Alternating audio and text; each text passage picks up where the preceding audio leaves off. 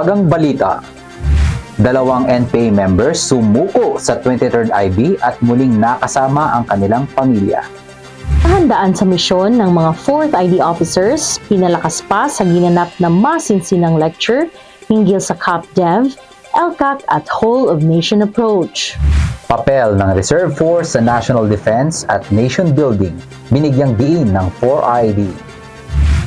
Mga bagong opisyal ng 4th ID inaasahang magpapatibay sa misyon ng dibisyon kasabay ng mainit na pagtanggap sa kanila sa ginanap na flag raising ceremony. 200 ROTC cadets lumahok sa ROTC Advanced Cadet Summit sa Caraga Region. Magandang araw, Northern Mindanao, Caraga Regions at sa buong bansa na nakatutok via Facebook. Ngayon ay araw ng Biyernes, Enero at 30, 2026. Magbabalita hinggil sa kabayanihan ng kasundaluhan at iba pang mga kaganapan sa loob at labas ng dibisyon. Ito ang 4ID News Bayani Update. Simulan natin ang balitaan.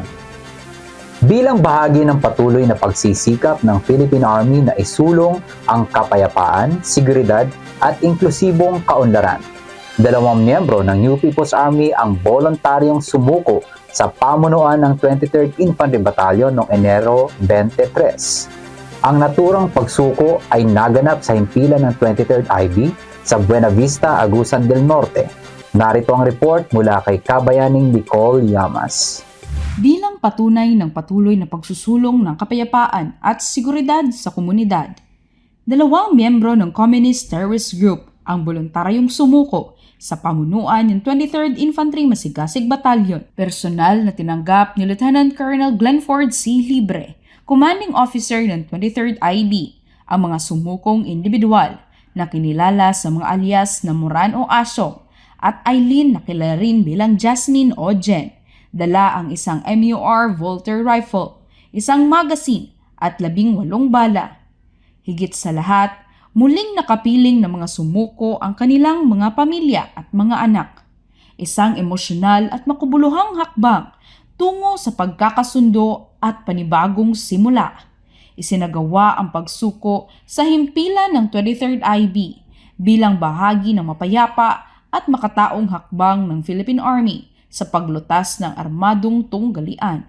Samantala, muling pinagtibay ang matibay na ugnayan ng lokal ng pamahalaan at ng AFP sa isinagawang handover of financial assistance ceremony sa tanggapan ng Municipal Mayor ng Buena Vista, Agusan del Norte na si Honorable Joselito T. Roble. Layunin ng aktibidad na magbigay ng tulong pinansyal sa mga benepisyaryo bilang bahagi ng patuloy ng programang sosyo-ekonomiko ng lokal na pamahalaan. Ipinakita rin nito ang matibay na pagtutulungan ng LGU at ng AFP sa pagsusulong ng kaunlaran, mabuting pamamahala at pangmatagalang kapayapaan sa lalawigan. Sa pamamagitan ng ganitong mga inisyatiba, mula sa mapayapang pagsuko hanggang sa serbisyong panlipunan, pinatutunayan ng Philippine Army at ng lokal na pamahalaan ang kanilang malasakit sa kapakanan ng mamamayan at sa pagtataguyod ng isang ligtas at maunlad na komunidad. Mula rito sa 23rd Infantry Masigasig Battalion, napapanahong balita, serbisyo publiko para sa Pilipino. Nicole Llamas, 4ID News, Bayani Update. Dagdag pa rito, mas pinagtibay ang kahandaan sa misyon ng mga opisyal ng 4th Infantry Division matapos isagawa ang isang masinsinang lecture hinggil sa Convergence Areas for Peace and Development o CAPDEV, Ending Local Communist Armed Conflict o LCAC, at ang Whole of Nation approach. Layunin ng aktibidad na higit pang palalimin ang kaalaman at kakayahan ng mga opisyal sa pagsusulong ng kapayapaan, kaunlaran at seguridad sa komunidad. Para sa kabuong ulat, naka-standby si Kabayaning Jai Hapas. Lumahok ang mga opisyal ng 4th Infantry Diamond Division Philippine Army, kabilang ang mga bagong 2nd Lieutenant, sa isang lecture tungkol sa Convergence Areas for Peace and Development o CAPDEV, Ending Local Communist Armed Conflict o LCAC, Whole of Nation approach, at isinagawa sa Alcoseba Hall, Camp Evangelista, Patag, Cagayan de Oro City. Dumalo ng personal ang mga opisyal at bagong second lieutenant habang nakibahagi naman sa pamamagitan ng video teleconference ang mga brigade at battalion commanders kasama ang kanilang triad staff. Ipinakita nito ang pagkakaisa at koordinasyon ng dibisyon sa pagpapatupad ng kanilang mga misyon. Pinangunahan ang lecture ni DepDev 10 Regional Director Myla Faye Aurora B. Carino na ipinaliwanag ang kahalagahan ng pagtutulungan ng mga militar at sibilyan para matugunan ang ugat na sigalot at mapanatili ang kapayapaan at kaunlaran sa mga komunidad. Ayon pa kay Director Carino, mahalaga ang papel ng Philippine Army sa pagbibigay ng seguridad at suporta sa mga inisyatibang pinangungunahan ng mga sibilyan. Binigyang diin din niya na ang epektibong ugnayan ng mga ahensya ng pamahalaan ang susi sa paglaban sa insurgency at pagpapatatag ng pamahalaan sa lokal na antas. Samantala, binigyang diin naman ni 4ID Commander Major General Michelle B. Anayron Jr. na nakatutulong ang ganitong aktibidad sa paghahanda ng mga opisyal upang epektibong maipatupad ang mga programa ng LCAC at matiyak na umaabot ang kaunlaran sa mga komunidad. Ang lecture ay bahagi ng patuloy na pagsisikap ng 4th Infantry Diamond Division na palakasin ang kakayahan, kaalaman at kahandaan ng kanilang mga opisyal. Pinagtitibay nito ang paninindigan ng dibisyon na pangalagaan ang pambansang seguridad, suportahan ang kapayapaan at kaunlaran at gampanan ng kanilang misyon katuwang ang iba't ibang ahensya ng pamahalaan. Napapanahong balita, serbisyo publiko para sa Pilipino. Jay Hapas, 4ID News Bayani Updates. Pinagtibay ng 4th Infantry Division ang kanilang pangako sa paghubog ng mga susunod na leader ng Reserve Force sa pamamagitan ng ROTC Advanced Cadet Summit 2026 Caraga-Leg noong Enero 24 hanggang 25 sa 402nd Infantry Brigade sa Butuan City. Lumaho ang 200 ROTC Advanced Cadets at General Military Assistants mula sa iba't ibang higher education institutions sa Caraga. Sa ilalim ng 15th Regional Community Defense Group, layunin ng 2 araw na summit na paunlarin ang kakayahan sa pamumuno, itanim ang disiplina, palawakin ang kamalayan sa pambansang seguridad, at ihanda ang mga kadete sa kanilang hinaharap na tungkulin bilang Reserve Officer ng AFP. Dumalo si 4ID Assistant Division Commander for Reservist and Retiree Affairs, Colonel Ray P. Pasco, na nagbigay ng mensahe tungkol sa mahalagang papel ng ROTC sa paghubog ng disiplinado at handang maglingkod ng mga leader. Samantala, naging panauhing pandangal sa aktibidad si Province of Dinagat Islands Governor Nilo Demery Jr., kung saan binigyang diin ito ang kahalagahan ng ROTC Summit na nagbibigay ng kaalaman, kasanayan at pagpapahalaga na kinakailangan upang mamuno ng may integridad, maglingkod ng may tapang, at hikayatin ang iba na sa buhay ang pinakamataas na adhikain ng may pagmamahal sa bayan. And this summit is approved when government, the military, and the academic work together, we shape leaders who are ready for both peace and crisis. Leaders that can make an informed and critical decision in times of need, and leaders that can lead our nation to a better future. Let this summit inspire and transform you to become advocates of volunteerism, champion of patriotism, and catalysts for positive change. May you carry forward the lessons learned here and translate them into concrete actions, whether in community service, school-based service initiatives, or leadership roles in your institutions. May the learnings in this two-day activity not end here, but may you carry it with you as you become notable leaders in your future endeavors. Formal na tinanggap ng 4th Infantry Division ang mga bagong talagang opisyal kasabay ng pagkilala sa mga natatanging kawani sa isinagawang flag raising ceremony noong Enero 26 sa Camp Evangelista Patag, Cagayan de Oro City. Para sa karagdagang detalye ng balita, naka-standby si Kabayaning Rem Dayot.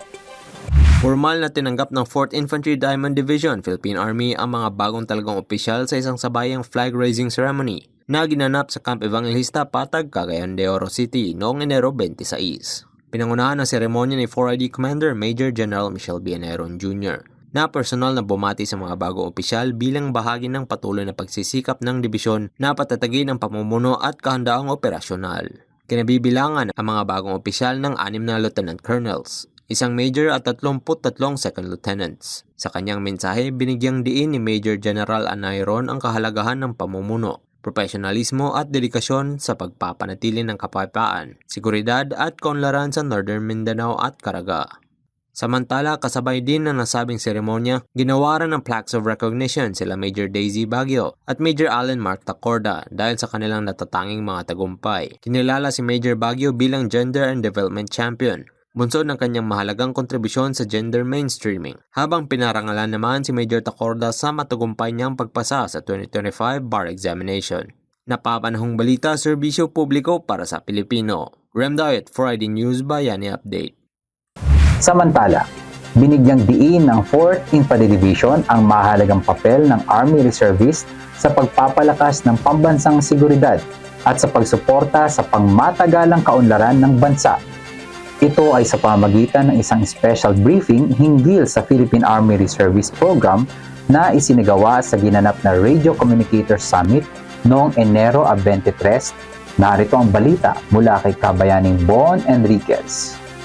Binigyang diin ng 4th Infantry Division ang mahalagang papel ng Army Reservists sa pagpapalakas ng pambansang seguridad at pagsusulong ng kaunlaran sa bansa.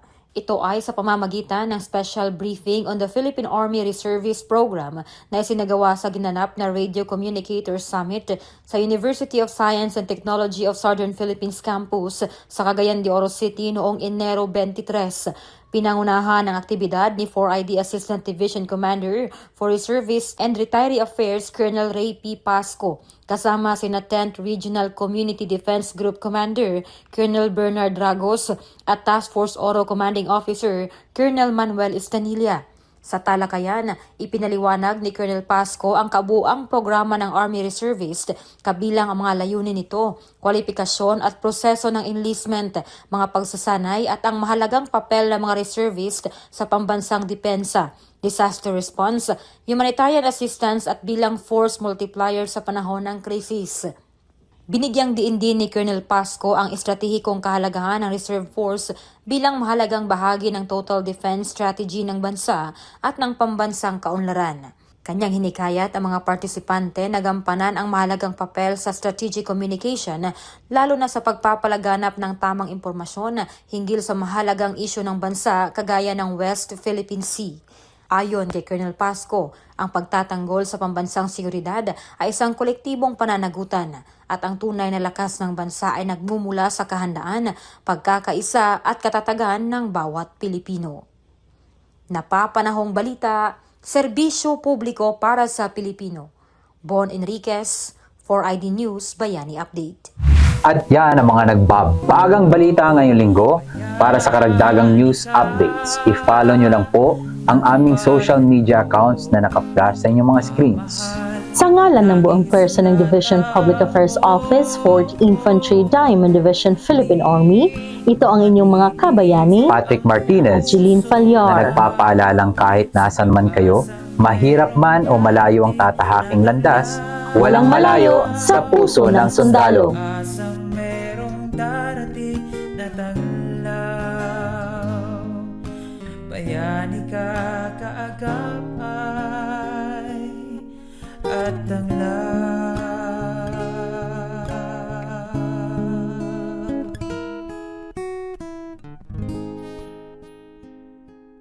Ating karagatan, ating karapatan, ating kinabukasan. Ang West Philippine Sea ay hindi katang-isip natin lamang. Ito ay atin. At ito ay mananatiling atin hanggat nag-aalab ang diwa ng ating minamahal na bansang Pilipinas.